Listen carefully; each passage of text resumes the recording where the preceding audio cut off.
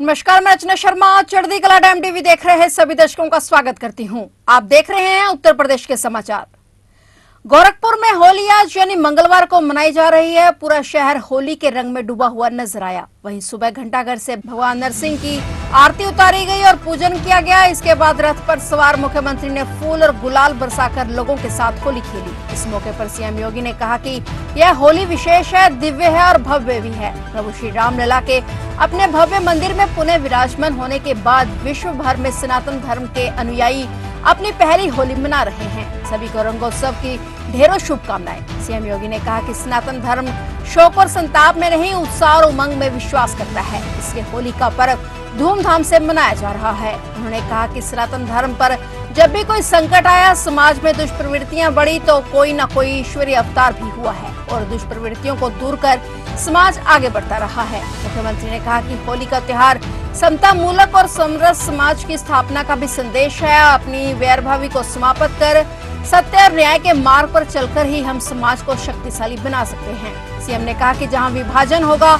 वहां समाज शक्तिशाली नहीं हो सकता। वहीं लोगों को होली की बधाई देने के बाद मुख्यमंत्री योगी आदित्यनाथ ने भगवान नरसिंह की विधि विधान से आरती और पूजा की। उन्हें नारियल गुजिया के साथ फूल, रंग, अबीर, गुलाल अर्पित किया। इस दौरान जय श्री राम के नारों के बीच उत्सवी उल्लास आसमान पर था। पर्व और त्योहारों की हमारी ये परंपरा बताती है कि सनातन धर्म शोक और संताप में नहीं, उत्साह और उमंग में विश्वास करता है, सह-अस्तित्व में विश्वास करता है, वसुधैव कुटुंबकम में विश्वास करता है, सर्वे संतु निरामया के इस भाव के साथ विश्वास करता है। जहां समाज सुखी होगा, समृद्ध होगा, सुरक्षित होगा, वहीं पे उत्साह और उमंग होगा। और ये पर्व और त्योहार इस बात को प्रदर्शित करता है कि हम सुरक्षित थे, समृद्ध थे और इसलिए उत्साह और उमंग के साथ होली जैसे पर्व हमारे बीच में आए हैं। और जब कभी सनातन धर्म पर संकट आया है तो कोई ना कोई अवतार सामने आकर के नेतृत्व दे करके उन दुष्प्रवृत्तियों को, जो दुष्प्रवृत्तियां समाज के जीवन में कहीं में बाधक है, प्रगति में बाधक है, सुरक्षा में बाधक है, उन सबको जवाब दे करके, अपने कार्य का विश्राम दे करके, किसी न किसी एक पर्व के साथ हमें जोड़ करके हमारी जीवन यात्रा को उत्साह और उमंग के साथ जोड़ते हुए आगे बढ़ जाता है। होली भी एक ऐसा पर्व है और इस बार तो देश के अंदर और दुनिया के अंदर जहां कहीं भी सनातन धर्मावलंबी है, उसका उत्साह और उमंग तो और भी नई ऊंचाइयों को छूता हुआ दिखाई दे रहा है।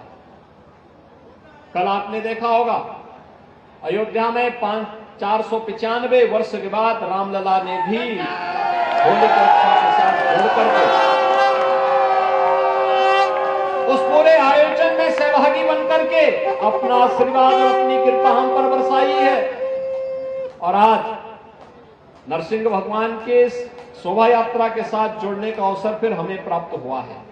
उत्तर प्रदेश में लोकसभा चुनाव का श्री गणेश पश्चिमी यूपी से हो रहा है। इसके लिए सभी दलों ने अपनी अपनी तैयारियां शुरू कर दी हैं। भारतीय जनता पार्टी ने अपने प्रचार की रणनीति तय कर ली है। होली के बाद सियासी रंग चढ़ना तय है। वेस्ट यूपी को बेस्ट बनाने के लिए बीजेपी ने पश्चिमी उत्तर प्रदेश के जिलों में प्रधानमंत्री नरेंद्र मोदी की कम से कम 3 सभाएं आयोजित करने की मांग की है। मुख्यमंत्री योगी आदित्यनाथ 27 मार्च यानी कल से चुनावी मैदान में उतरेंगे। संगठन की तरफ से पहले और दूसरे फेज के लिए वेस्ट यूपी में 3 सभाएं पीएम की मांगी हैं। सभा स्थल ऐसा रखा जाएगा जिससे कई सीटों को सेट किया जा सके। उन्होंने कहा कि हमें उम्मीद है कि वेस्ट यूपी में प्रधानमंत्री की 3 जनसभाएं हमें पहले और दूसरे फेज के लिए मिल जाएंगी। बीजेपी ने 80 लोकसभा सीटों को 20 क्लस्टर में बांटा है। हर क्लस्टर में पीएम नरेंद्र मोदी की रैली करने का प्लान है। सीएम योगी आदित्यनाथ बीजेपी के लिए चुनाव प्रचार अभियान की शुरुआत होली के बाद कल यानी 27 मार्च से करेंगे। इस अभियान को प्रबुद्ध वर्ग सम्मेलन का नाम दिया गया है। अप्रैल के पहले सप्ताह से चुनावी रैलियां शुरू होंगी। सीएम योगी का 27 से 31 मार्च तक प्रबुद्ध सम्मेलनों का कार्यक्रम है। प्रबुद्ध सम्मेलनों की शुरुआत 27 को भगवान श्री कृष्ण की जन्मस्थली मथुरा से करनी है। तय किया गया है कि सीएम योगी मथुरा के साथ ही 27 को मेरठ और गाजियाबाद में भी चुनाव प्रचार के तहत प्रबुद्ध सम्मेलन करेंगे। उत्तर प्रदेश के बांदा जेल में बंद माफिया डॉन मुख्तार अंसारी की अचानक तबीयत बिगड़ गई। सोमवार को आधी रात के बाद उसे रानी दुर्गावती में मेडिकल कॉलेज में भर्ती कराया गया। अंसारी का आईसीयू में इलाज चल रहा है। मेडिकल कॉलेज के आईसीयू जोन को पुलिस प्रशासन ने छावनी में तब्दील कर दिया है। सूत्रों से मिली जानकारी के मुताबिक मुख्तार अंसारी की सुरक्षा व्यवस्था में लापरवाही को लेकर 2 दिन पहले ही शासन ने एक जेलर और 2 डिप्टी जेलर को निलंबित कर दिया था। अपनी वर्चुअल पेशी में मुख्तार अंसारी ने न्यायालय में जेल प्रशासन पर स्लो पॉइजन देने का भी आरोप लगाया था। पिछले तकरीबन 1 हफ्ते से लगातार मुख्तार की तबीयत खराब चल रही थी। बताया जा रहा है कि यूपी की बांदा जेल के सुप्रीटेंडेंट ने मुख्तार अंसारी के स्लो पॉइजन देने के आरोपों को खारिज कर दिया था। प्रशासन ने बताया कि पहले एक सिपाही और फिर डिप्टी जेलर खाना खाता है, उसके बाद मुख्तार अंसारी को खाना दिया जाता है। जेल के 900 कैदी भी यही खाना खाते हैं। ऐसे आरोप बेबुनियाद हैं। उन्होंने आगे कहा कि अगर बात सुरक्षा व्यवस्था की करें तो सीसीटीवी के साथ सिविल और पीएसी का कड़ा पहरा है। भारतीय जनता पार्टी ने आगामी लोकसभा चुनाव के लिए पीलीभीत से सांसद वरुण गांधी का टिकट काट दिया है। इसके बाद संभावना जताई जा रही थी कि वरुण गांधी निर्दलीय या समाजवादी पार्टी से चुनाव लड़ सकते हैं, क्योंकि उन्होंने नामांकन के लिए पत्र खरीद लिया था। लेकिन जानकारी सामने आई है कि वरुण गांधी ने पार्टी से टिकट न मिलने की वजह से चुनाव लड़ने से इनकार कर दिया है। हालांकि अभी तक इसकी कोई आधिकारिक पुष्टि नहीं हुई है। हालांकि टिकट न मिलने से नाराजगी भी उन्होंने जाहिर की थी। ऐसे में अब वह चुनाव लड़ेंगे या नहीं, इस पर सस्पेंस बरकरार है। आपको बता दें कि भारतीय जनता पार्टी ने लोकसभा चुनाव के लिए रविवार को 111 उम्मीदवारों की 5वीं सूची जारी की थी। पार्टी ने पूर्व केंद्रीय मंत्री वीके सिंह की जगह गाजियाबाद से स्थानीय विधायक अतुल गर्ग को टिकट दिया है, जबकि पीलीभीत से वर्तमान सांसद वरुण गांधी का टिकट काटकर उनके स्थान पर राज्य सरकार में मंत्री जितिन प्रसाद को उम्मीदवार बनाया गया है, जबकि उनकी मां मेनका गांधी को सुल्तानपुर से फिर से टिकट दे दिया गया है।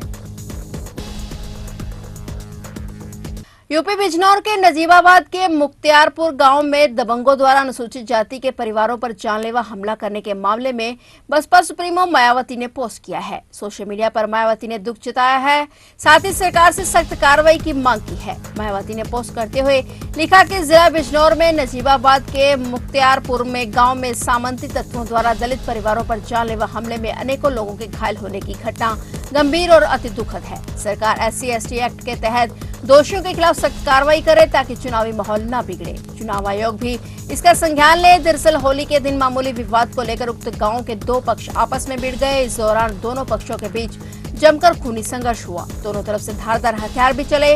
इसमें कई लोग घायल हुए और एक की हालत काफी गंभीर बनी हुई है। उधर सूचना मिलने पर थाना प्रभारी राजेंद्र सिंह पुडेर के नेतृत्व में पुलिस टीम गांव में पहुंची। दोनों पक्षों की ओर से रिपोर्ट दर्ज कराई गई है। वहीं 2 बिरादरियों के बीच हुए खूनी संघर्ष के बाद गांव में पुलिस बल तैनात कर दिया गया है। फिलहाल उत्तर प्रदेश के समाचारों में इतना ही। और नए समाचारों के साथ फिर से हाजिर होंगे। तब तक के लिए देखते रहिए चढ़ती कला टाइम टीवी और अब मुझे दीजिए इजाजत। धन्यवाद।